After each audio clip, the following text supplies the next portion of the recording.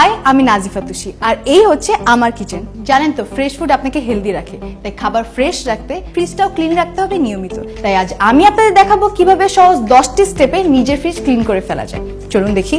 আপনার লাগবে স্পঞ্জ, গরম পানি ও ভিনেগারের mixture, dish towel, paper towel, dish soap আর মাইক্রোফাইবার ক্লথ। প্রথমে ফ্রিজ আনপ্লাগ করে নিতে হবে।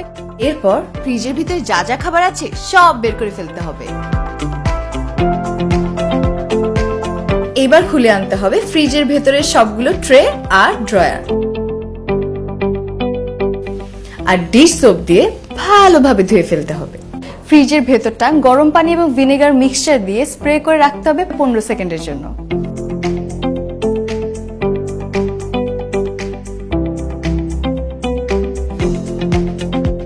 জেদি দাগ তুলতে হবে ঘষে ঘষে। আপনি চাইলে স্পঞ্জ ব্যবহার করতে পারেন। এরপর ফ্রিজের ভেতরটা পেপার টাওয়াল দিয়ে মুছে ফেলতে হবে।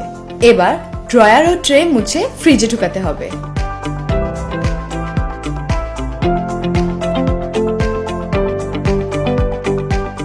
বোতল বা বোল অবশ্যই ক্লিন করে ফ্রিজে রাখবেন আর অর্গানাইজ করে নেবেন নিজের সুবিধা মতো।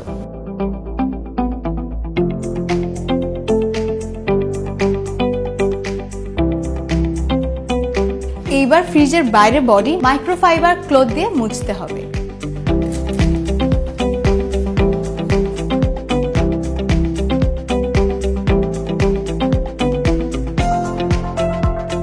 ইয়েস, সহজে 10টি স্টেপে ফ্রিজ হয়ে গেল একদম ক্লিন। আমি কিন্তু আমার ফ্রিজ ক্লিন করে ফেললাম। আপনি করছেন কবে?